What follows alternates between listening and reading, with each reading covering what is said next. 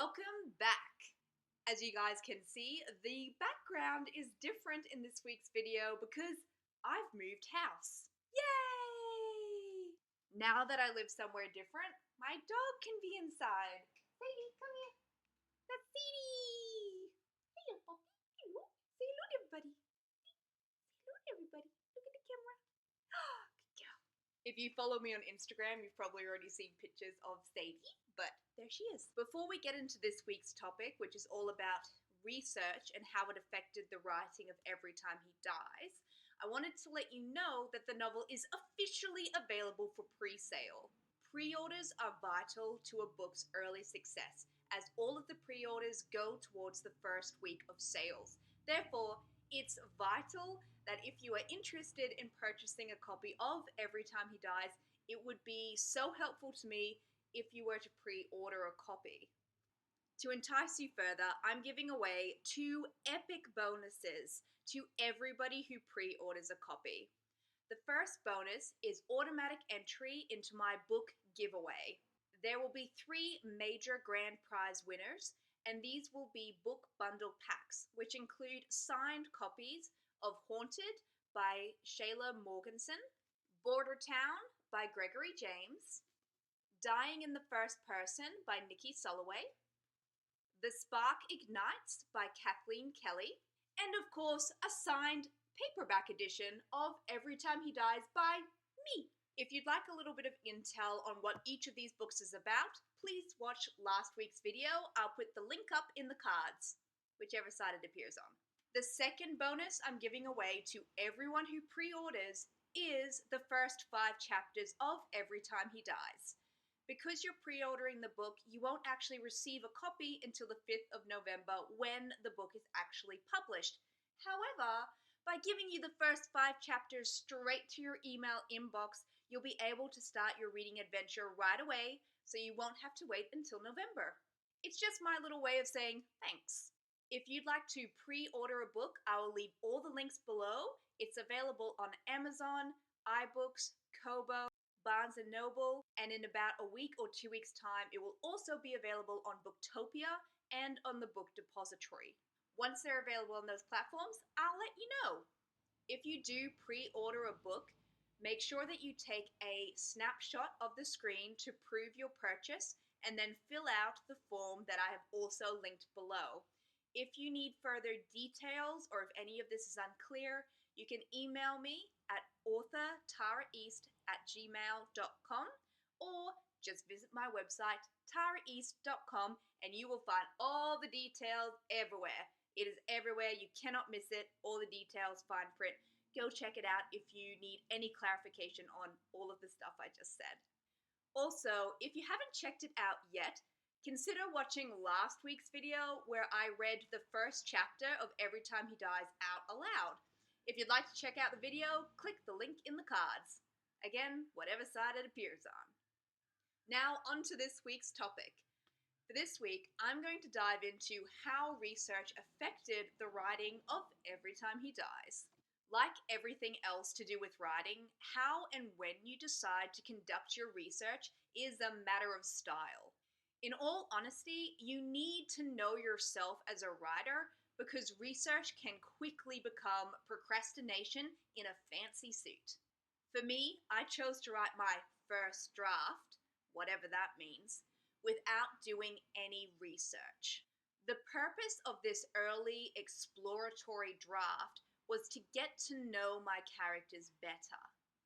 I wanted to figure out the beats of the story, what the story was actually about, and whose story it was. It was only later, during the revision process, that I fired up Google and I went to town on research.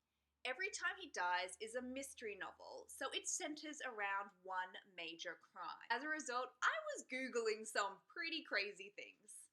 Some of the things were like the decomposition rate of human bodies when they are buried versus exposed to air versus weighed down in water. I also Googled the rate that a body decomposes in winter versus summer. I researched Australian Vlad laws, how drugs are imported into countries, flagged. I researched gang crime in Australia. I researched the location of police academies, how embalming works, and what qualifications you need to become an embalmer. I researched how crime scene investigation differs in Australia versus the US and the UK, forensic evidence, and criminal law in Australia. Don't worry, I made sure to always finish my research sessions with how do I write a crime novel, just in case anyone out there was flagging me. And to be even clearer, after all of this kind of nasty, icky research, I usually wound up Googling cute puppy images. Google is a great place to get started for basic background information and to familiarize yourself with the topic.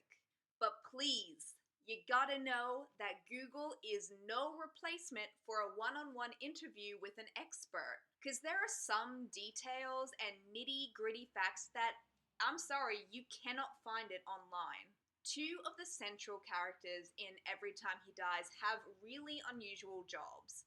Daff is an embalmer and her father, John Lawrence, is a detective. Had I relied on Google to supply all of this information, there would have been some seriously big errors in my manuscript. The thing is, Australia, we're a kind of small country. While there is a ton of information online about police departments and funeral homes in the US and the UK, there was actually not that much on how these industries operate in Australia. Fortunately, I have a background in journalism, so I have no problem and no shame about cold calling complete strangers and convincing them that they want to talk to me. Cold calls can be effective if you are a very confident person, but don't discount the fact that you might be able to tap into your already existing network to find the experts that would be perfect for you to interview. Trust me, someone you know will know someone or know of someone that you can interview. You just gotta ask. For example, a few years ago, I was doing a master's course. On the first day, I met another student who was also writing a crime novel, so of course we hit it off. Now here's the cool part. Greg was a former detective. Hallelujah! In fact, Greg's book, Border Town, is part of my bonus giveaway pack. In the end, Greg decided that the master's course wasn't for him, but I was smart enough to grab his email address before he left that day. We exchanged a few emails, I bought him a cup of coffee, and picked his brain about all things to do with police procedure. The great thing is, because we were both writing crime novels, Greg knew the kind of information that I would need anyway, and he was a really great sounding board for whenever I was experiencing a difficult scene, or I wanted to know what would happen if, and we could play out those kind of scenarios. If you're a crime reader and you particularly love Australian crime novels, then I do really recommend that you pick up a copy of Border Town, Greg's book. The main character, Bowie, is just fantastic, and his exchange with his sort of sidekick, Doc, is just fantastic, so go get it. Here's another story. Later that same year, I was volunteering at a children's writing festival. While waiting in the green room, I started chatting with another lady who was also on the cusp of having her debut novel, Becoming Aurora, published. It wasn't until 4 hours later that I found out she'd actually won the Queensland Literary Prize. I mean, could you be more humble? She just totally kept that under wraps. Anyway, we had a great time and a great chat, and I was desperate to make some writing friends. So we exchanged email addresses, and then we caught up for a cup of coffee. When we did get together, we talked about the writing life and our respective projects. When Liz found out that I was writing a crime novel, she instantly hooked me up with a friend of hers who was also writing a crime novel and is an active police officer. Yet again, I sent an email off to a complete stranger, offered to buy her a coffee, and then I picked her brain. Here's the thing. When it comes to research, it is unlikely that you are going to find the interesting, unique facts that you need or the fascinating anecdotes that will really make a story pop or a scene pop on Google. Like, you're just not going to find that kind of information online. You really do have to have a face-to-face meeting with someone who's an expert, and ideally someone who's been working in the field for quite a while. Now, maybe I make this all sound very easy, and look, In my instance, finding cop contacts was actually pretty easy. In fact, I once exchanged email address with a cop who was also a writer after he pulled me over to give me a fine. Miss no opportunity, people. While I did find it easy to find contacts in law enforcement, I found it incredibly hard to make contact with a professional embalmer. In fact, it took me 2 solid years to find someone who would talk to me. When I was doing my master's course, I was studying away from home and I was renting a room with a family. I had been cold calling and going to small funeral homes in the hopes that someone would be willing to talk to me, but they weren't. Exasperated, I was sharing this experience with my live-in family one night, thinking that at least I'd be able to get a laugh out of this scenario. Then someone said, "Why didn't you say you wanted to talk to an embalmer? I went to school with a fella whose family owns the biggest business on the coast." That night, she PM'd this person on Facebook. The next day, I got a phone call, and a week later, I spent 3 hours interviewing one of the top embalmers in Australia. The crazy thing is, I had told everyone in that family about what my book was about, but I hadn't actually said that I wanted to interview someone from that industry. You gotta tell people, you have to be explicit. They aren't mind readers. Anyway, here are some of the cool things I found out through my interviews and one-on-one emails with experts that I couldn't have found out online. I discovered things like cop lingo, what the Australian police force is like, the culture, what a typical day looks like for a cop or an embalmer, what kind of training is involved in these industries, the career trajectory of these people, what is normal, what is abstract, and the leniencies that can happen. I found out how we embalm bodies in Australia and the fact that it's actually quite different to the US and the UK because of our unique climate. I was able to smell what embalming chemicals are like, which then made it far easier to describe them in the book. I was also granted access to the embalming room, and I was allowed to see all of the equipment that they use so that I could accurately describe it in the book. I learnt about the typical equipment that embalmers and police officers use every day. I found out about the unusual requests that both of these professionals have had. By being in the physical space of these industry professionals, I was able to see for myself the kind of layout these businesses have and how that operates and runs. I was able to witness the dynamics between professionals, colleagues, and how they interact with the public. I was also able to learn the best and the worst parts of these jobs. I also asked both my cop contacts and my embalming contacts, if you're at a cocktail party and someone asks you, "What do you do?" what do you say? The best response was, "I tell people I'm a bricklayer because it's got a whole lot less follow-up questions." That one line was so good that I actually put an adapted version of it in the book. It was all of these details that added credibility, authenticity, and intrigue to the book. Several of my beta readers said that the embalming scenes in Every Time He Dies were among their favorite because it was so different. They'd never read a book that had those kinds of scenes in it. In addition to interviewing cops and embalmers, I also interviewed psychics, mechanics, nurses, and pharmacists, but that's a whole other video. Finding the right professionals to interview can take a lot of time, or it can take no time at all. But the truth is, either way, it's 100% worth the effort. The 2 biggest bonuses to a one-on-one interview are 1. Access to fascinating information and unique stories about workplace culture you won't find anywhere else. 2.